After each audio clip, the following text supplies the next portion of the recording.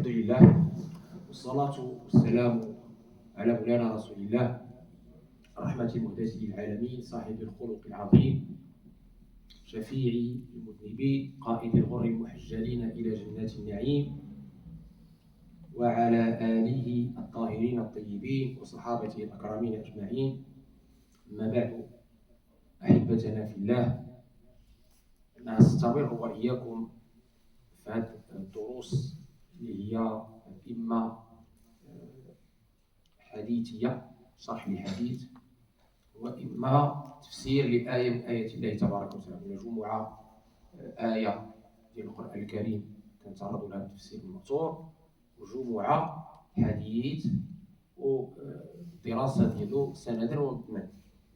Donc je disais, comme chaque vendredi avant le prêche, on profite de ce temps précieux pour soit l'exégèse coranique à partir de Tafsir al-Mansur, on a présenté Tafsir al-Qurtubi et Tafsir al-Ajib al-Bahr al-Madid, Tafsir al-Majid, ou bien un hadith avec l'étude de son sanad, c'est-à-dire sa chaîne de transmission, et son mat, c'est-à-dire son contenu, son contexte, ses modalités et les leçons qu'on peut en tirer, Inch'Allah Rahman Rahim. Donc aujourd'hui, c'est l'occasion, évidemment, on l'impose. Rabi' al-Awwal, le mois de Rabi' al-Awwal qui a été illuminé par la naissance du dernier messager de la meilleure des créatures, sallallahu alayhi wa sallam. Et bien, à cette occasion, donc on a dit que tout le mois de Rabi' al-Awwal, طيلة شهر ربيع الأول خلال هذا الشهر الكريم المبارك اللي هو الله تبارك وتعالى خصنا فيه وأكرمنا فيه بمولد خير الأنام تاج الرسل الكرام عليه أفضل الصلاة والسلام. كان استنشقوا النفحات المحمدية. On savoure les brises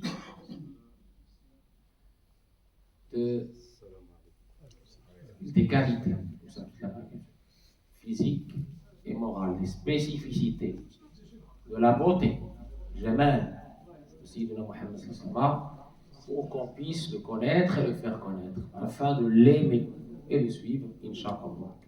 إذا دائما في اعرف نبيك تعرف على نبيك. اليوم مع آية من كتاب الله aujourd'hui avec un verset du Coran de la sourate 33 Ahzab آيتان 45 و 46, les versets 45 et 46 de la sourate coalisée 33 التي يقول فيها الحق عز وجل بعد أعوذ بالله من الشيطان الرجيم يا أيها النبي إنا أرسلناك شاهدا ومبشرا ونذيرا وداعيا إلى الله بإذنه وسراجا منيرا وبشر المؤمنين بأن لهم من الله فضلا كبيرا ولا تطع الكافرين والمنافقين ودع أذاهم وتوكل على الله وكفى بالله وكيلا. Donc le verset d'aujourd'hui, c'est un verset qui concerne notre prophète alayhi salatu wassalam, le dernier prophète, le dernier messager, dans l'éloge qui lui a été réservé dans le Coran et dans l'établissement de la vérité sur son message et de son rang élevé auprès d'Allah tabaraka wa ta'ala. Allah nous dit, ô prophète, dans la sourate 33, verset 45-46, ô prophète, nous t'avons envoyé comme témoin, annonciateur de la bonne nouvelle, avertisseur, appelant à Allah par sa permission, et comme un flambeau lumineux, certains traduisent lampe éclairante. On va voir ces termes-là de façon précise et leur profondeur dans ce verset ou dans ces versets coraniques.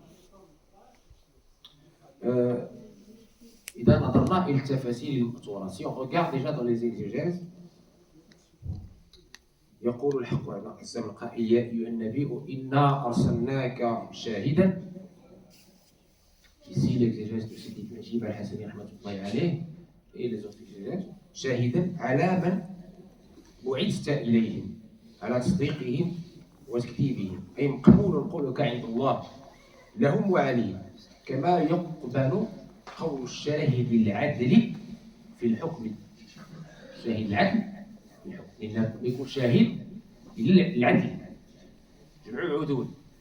شفنا الشهادة اللي قالها في سورة آل عمران شهد الله الشهادة ديالو أنه لا إله إلا هو والملائكة شكون اللي تبعهم؟ الملائكة كنشهد غير الناس اللي هما عظامى ثقات مؤتمنين عندهم قدر شهادة نفسه شهادة الملائكة ديالو وشكون الثالث؟ شهد الله أنه لا إله إلا هو والملائكة زيد وأولو العلم. عظيم بشأن العلماء قائما بالقسط. والعلماء شكون هما؟ ورثة الأنبياء ورثة رسول الله صلى الله عليه وسلم. Donc déjà par rapport à ce verset, Allah s'adresse à son prophète, Ya ayyuhan nabi, pour affirmer, confirmer, mettre en exergue ces différentes spécificités, ces valeurs et ces privilèges. La toute première ici dans ce verset, le témoignage, être témoin, shahid. Être témoin, shahid. J'ai dit dans l'exégèse ici que j'ai entre les mains, que nos savants prédécesseurs ont dit, on ne fait pas témoigner n'importe qui. Tu ne fais témoigner que les personnes dignes de confiance. En soi, le fait de dire qu'il est témoin relève de la confiance, de la valeur, du rang élevé qu'il a auprès d'Allah. Tu ne fais pas témoigner n'importe qui, comme on l'a dit dans la séance précédente, quand on a parlé du témoignage d'Allah de lui-même, de ses anges et des savants sur son unicité. Shahidullah wa annahu la ilaha illahu. Il y a des divinités, si ce n'est très bien. Donc, le témoignage, shahada, de notre prophète alayhi salatu wassalam, sur quoi? Pourquoi? Au jour du jugement, la parole va être donnée à tous les prophètes, tous les messagers. يوم يجمع الله الرسل فيقول ماذا أجبتم قالوا لا علم لنا إنك أنت علام الغيوب. الآية سورة المائدة. Allah réunira tous les prophètes et tous les messagers. Chaque prophète témoignera pour ou contre les gens pour qui il a été envoyé. Ils m'ont suivi, ils ne m'ont pas suivi. Sidna Isa, par exemple, quand Allah, au jour du jugement, va lui dire qu'est-ce qu'ils ont fait après toi, qu'est-ce qui s'est passé, etc. Qu'est-ce qu'il va répondre, Sidna Isa? Je vous redis le verset en totalité. وَإِذْ قَالَ اللَّهُ يَا عِيسَى ابْنَ مَرْيَمَ أَأَنْتَ قُلْتَ لِلنَّاسِ اتَّخِذُونِي وَأُمِّيَ إِلَٰهَيْنِ مِن دُونِ اللَّهِ قال سبحانه ما يكون لي أن أقول ما ليس لي بحق إن كنت قلته فقد علمته تعلم ما في نفسي ولا أعلم ما في نفسك إنك أنت علام الغيوب ما قلت لهم إلا ما أمرتني به أن اعبدوا الله ربي وربكم. سمعوا معايا البقية. وكنت عليهم شهيدا ما دمت فيه فلما توفيتني كنت أنت الرقيب عليهم وأنت على كل شيء شهيد إن تعذبهم فإنهم عبادك وإن تغفر لهم فإنك أنت العزيز الحكيم. Il fait témoigner à Isa, Jésus, sur sa communauté et sur évidemment ce qui s'est passé après lui. Et Sidina Isa alayhi salam va dire oh Allah, j'étais témoin par rapport à ce que j'ai vécu, ce que j'ai vu. C'est tout. Notre prophète alayhi salatu wassalam, le dernier messager, Khatimul Anbiya wa Rusul. Attention, On dit Khatimul Anbiya wa Rasul, le sceau des prophètes et le sceau des messagers aussi. C'est-à-dire qu'après lui, il n'y a plus de révélation. Terminé. C'est pour ça qu'il a dit Al-Yawma akmaltu lakum dinakum. Aujourd'hui, j'ai parfait pour vous votre religion, la religion. Terminé. Il n'y a plus de révélation après lui. وأتممت عليكم نعمتي ورضيت لكم الإسلام دينا. Ça montre la grande valeur du prophète alayhi salam, puisqu'il est le sceau, le dernier. Le dernier, c'est le premier. Le dernier, c'est celui qui a le plus haut degré. Celui qui sera témoin sur ceux qui l'ont précédé. C'est ça qu'il faut comprendre. De l'expression dernier messager et dernier prophète. Sceau de la prophétie, sceau des messages. C'est pas uniquement la fin de la révélation, mais aussi le témoignage du haut rang du prophète alayhi salatu wassalam. On ne clôt que parce qu'il y a, par ce qui est meilleur. Khitamuhu misk, kama qala fi kitabi, wa khitamuhu misk. Très très important. Et donc, dans son rôle de khatam, parmi ses noms c'est khatam, on lui donne la parole pour témoigner. Pourquoi Allah lui donne la parole? Parce qu'il est digne de confiance. Parce qu'il est le meilleur. Et donc il témoigne. Son témoignage pour sa umma.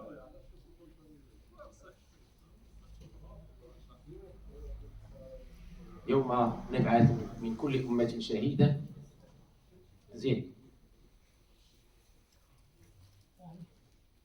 نبقى شهيدا على هؤلاء شهيدا على هؤلاء يشهد. Et pas seulement cette shahada, ce témoignage, il inclut ses frères, les prophètes avant lui, ses frères, les messagers avant lui. Et témoigne que Adam a été envoyé, et témoigne que Noé a été envoyé, et qu'il a dit la vérité, qu'il n'a pas menti sur Allah. Et témoigne que Ibrahim a été envoyé, et qu'il n'a pas menti sur Allah.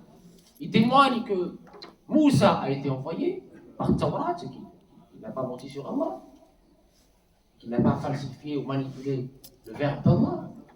Il témoigne que Isa a bien été envoyé, qu'il a bien transmis le message, etc. Donc il est aussi témoin sur tous ses frères, les prophètes avant lui. Ça veut dire quoi, encore une fois? Ça veut dire c'est le meilleur. On fait témoigner toujours le meilleur. D'ailleurs, il a été leur imam dans ce voyage nocturne et ascensionnel. Il a été l'imam de tous ses frères, les prophètes, à Jérusalem. Et ça, comme on a déjà cité et détaillé. Donc il était imam, guide, mis en avant pour témoigner, pour confirmer les messages précédents et défendre et clarifier et remettre les choses dans leur ordre. Très important. D'accord? Ça, c'est la première définition du témoignage qui implique, comme vous l'avez compris, la primauté. Le shahid, مستمع عدل شي أي واحد يشهد عند الله عز وجل. الشهادة على الخير اللي الله تبارك وتعالى رسل الإنسانية باش يخرجها من الظلمات إلى النور. شهيدة الرسل، شهيدة الملائكة، وشهيدة رسول الله يسمى خاتم الأنبياء والرسل. كلهم غيشهدوا لأن الناس غادي ينكروا غدا يوم القيامة. الناس غادي ينكروا. Déjà ici dans ce bas monde, il y a des gens qui disent ah bah non, rien ne nous a été envoyé, c'est des mensonges, etc. Le jour du jugement, ça va être pareil. Les gens vont nier. Ah non, on ne nous a rien envoyé. Ah bah non. Vous voyez, les menteurs, ici sont aussi des menteurs. Là. Donc, au jour dernier. jusqu'à ce qu'on fera témoigner sur eux leurs prophètes, leurs messagers, leurs membres, leur langue, etc. Et là, ils découvriront que le mensonge dans ces endroits-là est impossible. يوم تجد كل نفس ما عملت من خير محضرا وما عملت من سوء تود لو أن بينها وبينه أمدا بعيدا ويحذركم الله نفسه. Voilà ندخلوا le deuxième sens du témoignage, mes chers frères, mes chers sœurs. معنى الثاني الشهادة. On dit un tel est témoin. On dit l'appartement témoin. Vous le savez, ça dans le jargon. On dit un tel est témoin quand il est exemple, modèle. C'est pour ça que nous rappelons à chaque fois dans Da'wa Allah, dans le rappel à Allah Tabaraka wa Ta'ala, ou l'appel à Allah Tabaraka wa Ta'ala, on dit qu'il faut être un témoin et non pas un juge.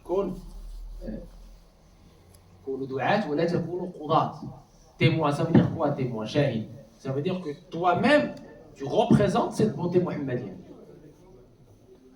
Toi-même, tu es dans ce beau comportement qui représente ton prophète, qui représente ta religion. C'est-à-dire quand quelqu'un te voit de l'extérieur ou qu'il te côtoie, qu'est-ce qui se passe? Il a envie d'être comme toi.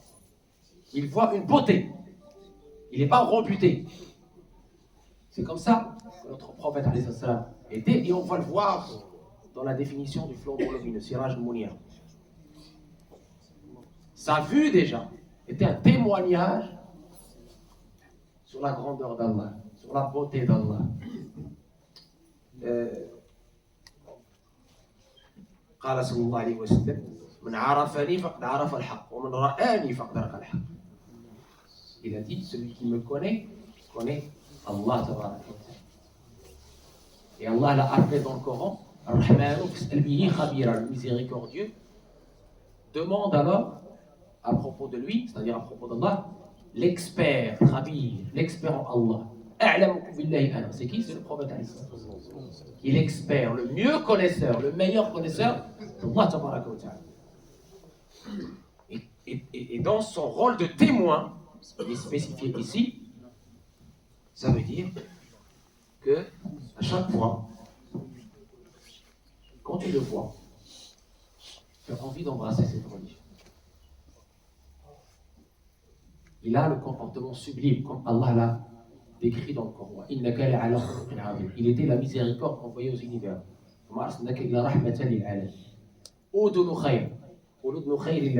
إلى آخره من الأوصاف الحميدة التي وصف بها الحق عز وجل حبيبه وخاتم أنبيائه ورسله وخير خلقه صلى الله عليه وسلم. إذا شهادة témoin. Et quand il nous dit ici témoin, c'est pour que toi aussi tu sois témoin. لتكونوا شهداء على الناس ويكون الرسول عليكم شهيدا. Pour que vous soyez témoins sur les gens. Témoin, c'est pas juste des blabla. Témoin, si tu es l'incarnation, la représentation des qualités sublimes de ton prophète. Pour que où que tu sois, tu donnes envie. C'est pas juste dans la mosquée, tu es là, après quand tu sors de la mosquée, non. Au contraire, c'est quand tu sors de la mosquée que tu es éprouvé, au jour le jour, dans ta famille, envers tes voisins, dans l'adversité, dans le travail, dans le voyage, dans la maladie, dans les épreuves diverses et variées, c'est là où tu dois être témoin. Shahid. Témoin de quoi? Témoin de la beauté de ton prophète, témoin de la grandeur de ta religion. يقولوا فاقد الشيء لا يعطي كاينش. يقولوا عندنا حنا في واحد البلاد ديالنا كان الخوخي يداوي كون داو على راسو الناس يشوفوا فيكم نتوما كيمشيو يقراو مكتوبه les non-musulmans ils vont pas lire des livres et chercher, ils vont vous voir vous, toi, moi, et ils jugeront sur pièce comme disent les juges. Ils jugent sur pièce. Ils jugent sur pièce. Le musulman qui agresse, qui a des comportements inciviques, qui crie, salit, qui met sa voiture n'importe où, qui jette des ordures, qui insulte les gens. Il est en train de rebuter de l'islam. Il est en train de faire fuir les gens de l'islam. Il est en train de donner une caricature. C'est la pire des caricatures. Il est en train de prendre cher par rapport à Allah. Parce qu'il a dégoûté les gens.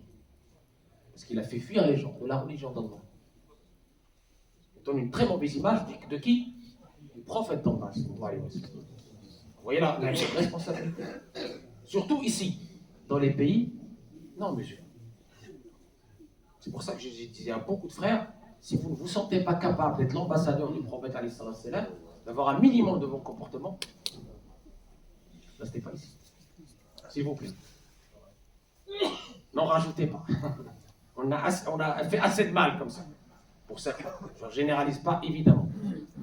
Donc c'est très important de comprendre votre rôle de témoin, shahiden, qui est dans la suite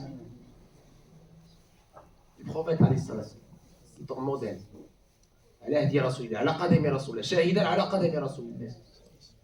Témoin sur les pas de Rasulullah.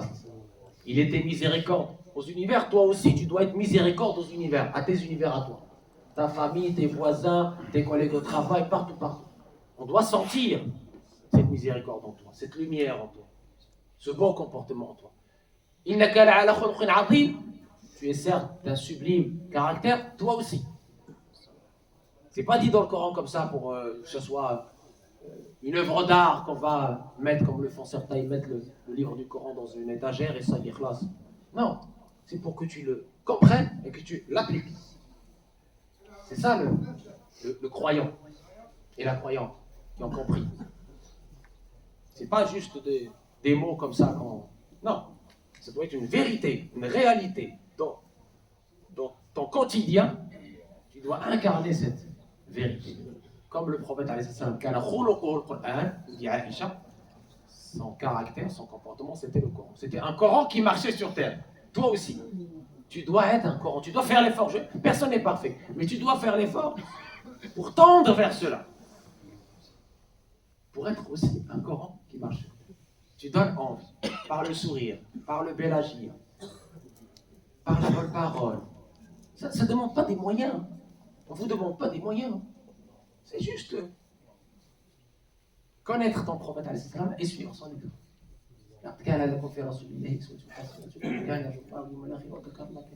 Et tu verras, tout se passera bien. Dans ta vie ici et dans l'au-delà. On a donné les deux significations de shahid, témoin. Il y a eu un nabi, on a arsalnaka shahidan.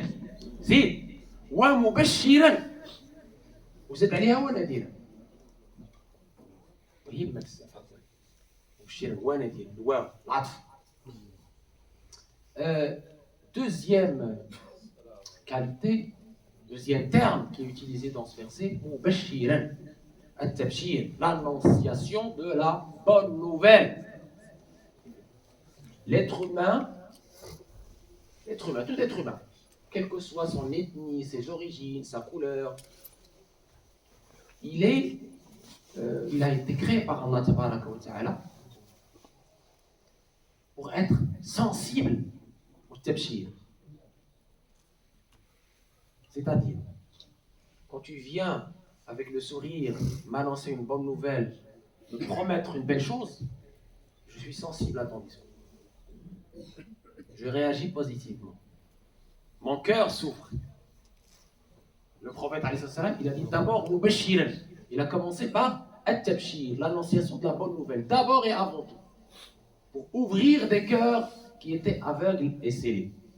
Fataha Allahu bihi, bi bisharatihi, bi nourihi, quluban umya, wa adhanan summa, suduran غلفا فتح الله به فتح أفمن شرح الله شوف الكلمات اللي كيستعمل القرآن أفمن شرح الله صدره للإسلام فهو على نور من ربه فويل للقاسية قلوبهم من ذكر الله أولئك في ضلال مبين. Donc cette ouverture par Tibshir. Mais évidemment, l'être humain, il a cette dualité. Tibshir tout seul ne suffit pas. Ce qu'on appelle en langage usuel, le bâton et la carotte. La carotte et le bâton. On commence par la carotte. Et, vous voyez, on dit ça souvent. C'est pas faux. Mais on ne va pas parler de bâton ici, bien évidemment. C'est juste une image. Tibshir, pour certains, ça marche. Pour d'autres, il faut ce terme que le Coran a utilisé, نذيرا. وهو كذلك من أسماء رسول الله. من أسماء رسول الله أحمد ومحمد والحامد والسراج المنير ودون خير رحمة للعالمين بشير نذير. بشير نذير شاهد بشير ونذير. كل هذه اسماء رسول الله في القرآن. في القرآن. Parmi les noms du prophète alayhi salam dans le Coran, c'est aussi Nadir. C'est-à-dire qui avertit, qui alerte. Alerte de quoi? Qui t'alerte de toi pour ne pas tomber dans ce que Allah n'aime pas. Parce qu'Allah est interdit. Il dit Allah t'a créé, t'a gratifié par les bienfaits intérieurs et extérieurs, comme on l'a dit. Comment tu peux oser enfreindre ses limites? Donc, il te met en garde, il t'avertit, il t'alerte. Nadir. Pour ne pas enfreindre la loi. Il t'avertit parce que oui, il y a le paradis, mais il y a aussi l'enfer. الحياة الأخرى خلود في الجنة أو خلود في النار. Dans l'au-delà, c'est la vie éternelle. La mort n'est qu'une période passagère.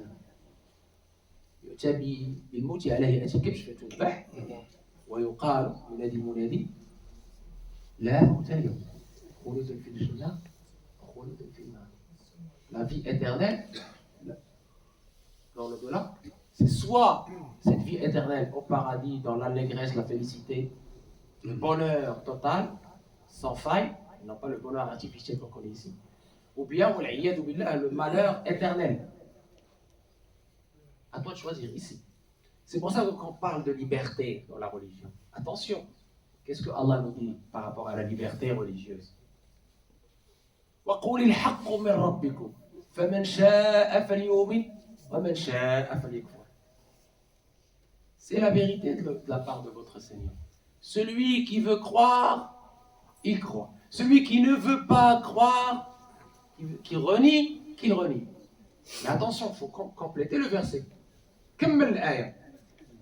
إنا أعتدنا للظالمين نارا أحاط بهم وإن يستغيثوا يغاثوا بماء كالمهل يشوي الوجوه إلى آخر الآية. Nadir. Oui, tu es libre dans ton choix. Mais attention, il y a un résultat à cette liberté. Il y a un jugement. En face de ta responsabilité, en face de tes droits, de ta liberté religieuse, de choisir ce que tu veux, de faire ce que tu veux. Tu peux faire, évidemment, techniquement. Allah t'a créé sur cette terre. Tu as le choix de faire ce que tu veux, de croire, de ne pas croire, de faire le bien, de faire le mal. Allah nous le dit dans le Coran. Tu es libre. Je peux jeter ça, je peux partir. C'est une liberté, je peux rester. C'est ma liberté. Mais attention. Qu'est-ce qu'il nous dit le Coran à la fin de ces versets que je viens de citer en arabe? Oui, tu es libre de croire, de croire. Mais attention aux injustes, aux négateurs, on a réservé le feu. Voilà le résultat.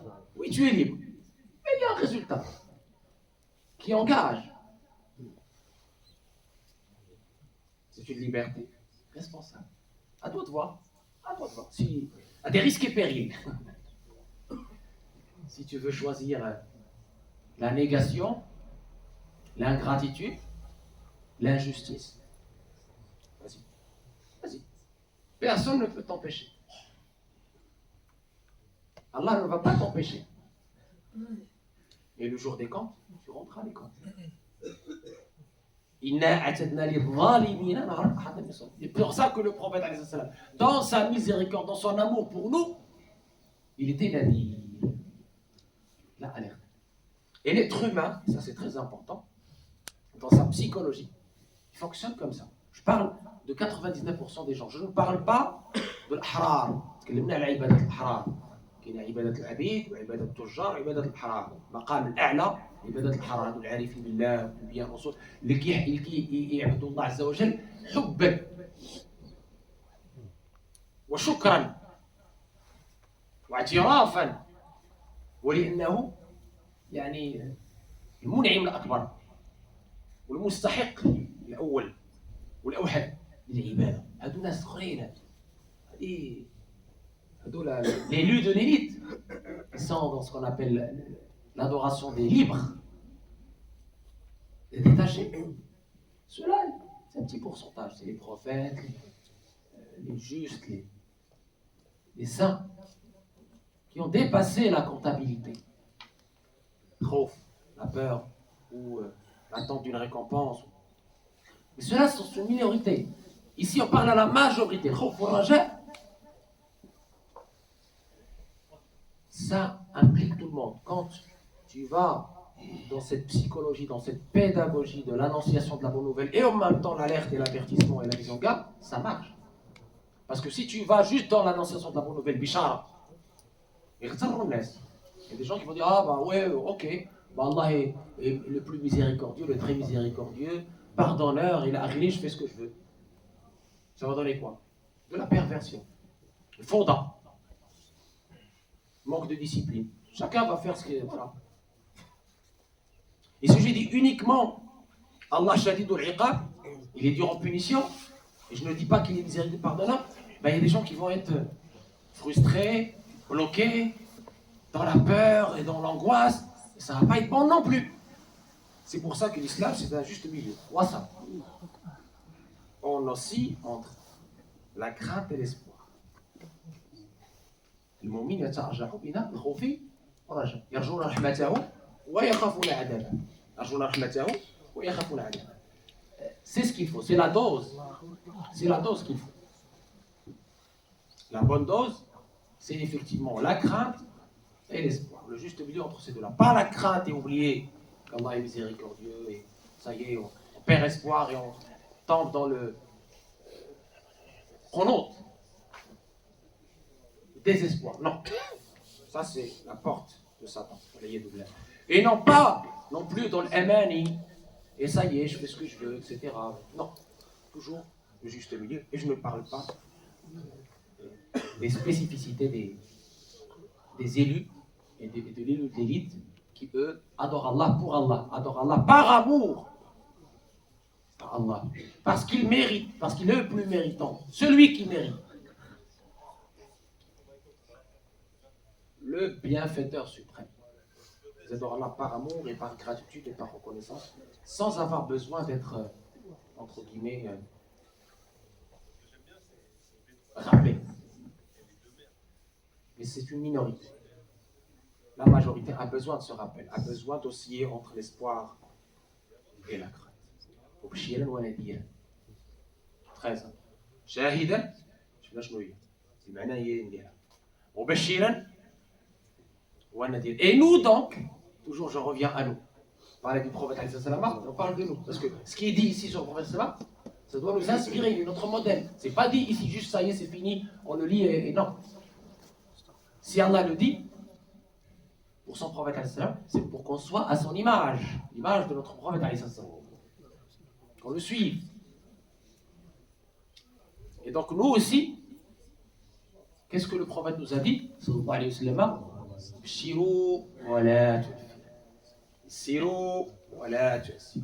Connaissant le caractère de l'humain, notre prophète nous dit dans le hadith authentique, annoncez la bonne nouvelle, ne rebutez pas les gens, facilitez, ne cherchez pas la difficulté.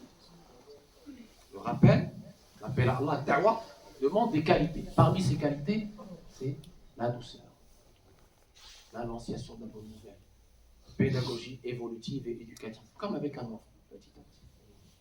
Oh, les coups de marquage, chaque contexte, il a une parole de sagesse. C'est ce qu'on appelle la sagesse. Ud'u ila sabili rabbika bil hikmati wal maw'izati al hasanati wajadilhum billati ahsan.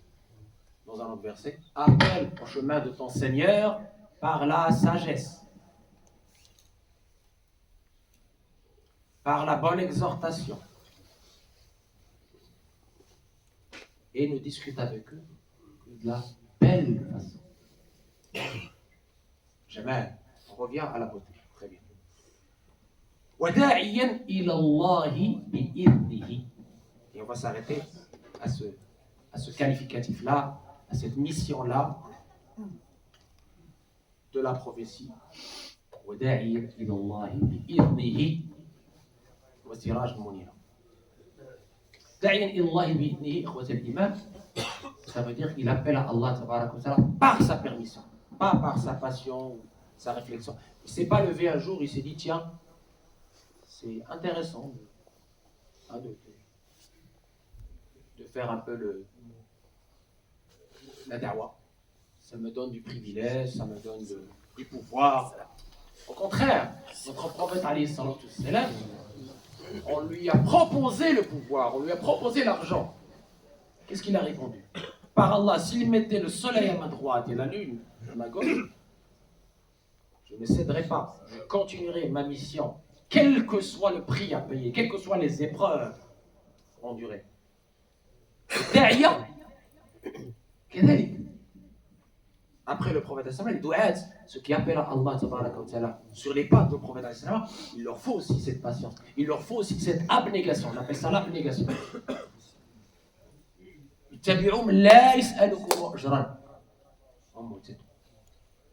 Celui qui est sincère, qui veut vraiment ce qu'il cherche Allah, il ne cherche pas un mérite, il ne cherche pas un retour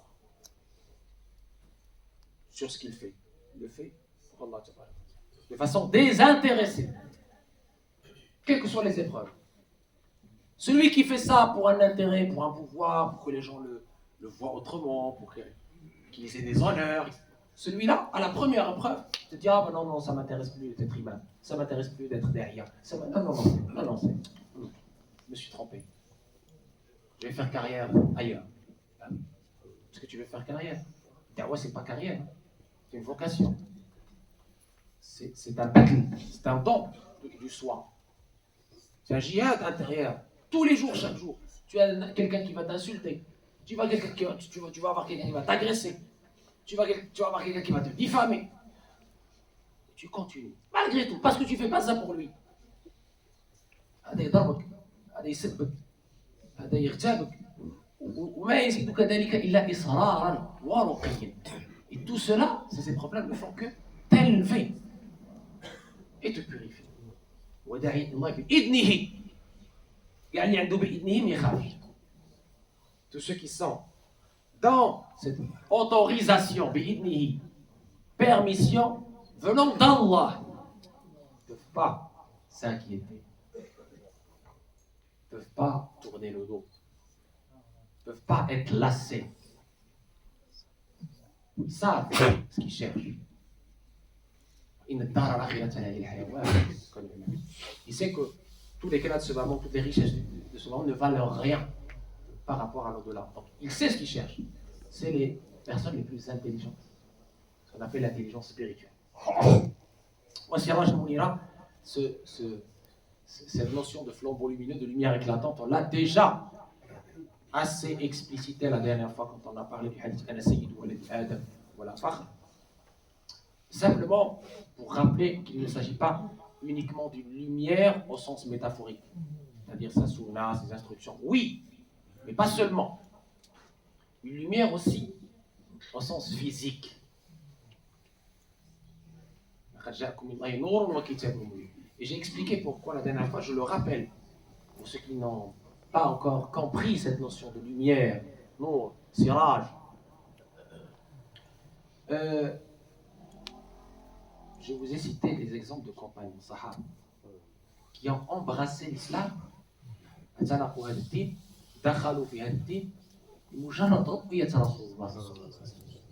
C'est tout. Ils ont vu le prophète, ils ont vu le visage lumineux de Sidna Muhammad. Les compagnons disaient, quand il était avec le Badr, avec la pleine lune, son visage était plus lumineux que la pleine lune. Et dans ces khassa, est-ce qu'on va le voir dans les prêches? Il ne faisait pas d'ombre. لم يكن له ظل. ابن سبع علل هذا الأمر بأنه غلبة نوره. وعللوا كذلك هذا الأمر حتى لا يطأ ظله كافر. L'honneur qu'Allah lui a fait. Pourquoi il n'avait pas d'ombre? Oui, ça faisait partie de ses lumières, mais aussi parce que l'honneur que lui a donné Allah fait que les négateurs ne vont pas piétiner son ombre. Même son ombre, ils ne vont pas le piétiner. C'est pour ça qu'il ne faisait pas d'ombre. Et cette lumière physique, quand les compagnons la voyaient, ils étaient comblés, ébahis. Et je disais, plusieurs de ces compagnons, qui étaient dans la négation avant, à la vision du visage lumineux du prophète, ils ont embrassé l'islam. Ils ont dit, ce n'est pas le visage d'un menteur. Ce visage-là ne peut être que la vérité de la part du Seigneur. Le Bosiri قال في أمسيته لتوخصني برؤية وجهه زاد عمن رآه الشقاء. كان منظره يغني عن الخبر. S'il n'avait pas été soutenu par des miracles, il aurait suffi la vision de son visage. كان منظره يغني عن الخبر. Pour les gens sincères, ceux qui ont le cœur pur, il suffisait de voir le visage du prophète pour être convaincu, pour l'aimer ad vitam aeternam. C'est ça. C'est Rajat Mounira, lumière éclatante, physique et morale. La beauté physique et la beauté morale. Et c'est ce qu'on va voir, Inch'Allah, dans le prêche du vendredi. Et simplement pour terminer, bon, comme il n'y a pas de questions, et comme j'ai eu une seule question sur les livres et tout le reste, je vous ai ramené quelques-uns. Donc il y a l'essentiel sur le dernier messager, où on a synthétisé effectivement un petit peu Shifa, Qadi Iyad, que je vous ai conseillé, qui est traduit aux éditions universelles, et aussi Shama'il Tirmidhi, qui a été aussi traduit, qui est un magnifique ouvrage sur Shama'il, c'est-à-dire les vertus, les qualités du prophète. Et je parlais tout à l'heure de l'intelligence spirituelle, il y a le livre qui est sorti, l'intelligence spirituelle, et comment la spiritualité nourrit le fiqh. Donc c'est un magnifique ouvrage qui détaille effectivement cette spécificité de notre belle religion et de notre belle spiritualité qui est cette lumière du cœur. اللي هضرنا عليه قبيله نطلبوا الله عز وجل يتقبل منا ونطلبوا الله عز وجل يعمر القلوب ديالنا بالمحبه ديالو والمحبه الرسول ديالو ومحبه الصحابه والتابعين ال البيت والتابعين وكل من على نهج رسول الله صلى الله عليه وسلم من العلماء العاملين. اخر دعوانا الحمد لله رب العالمين. الادب ان شاء الله.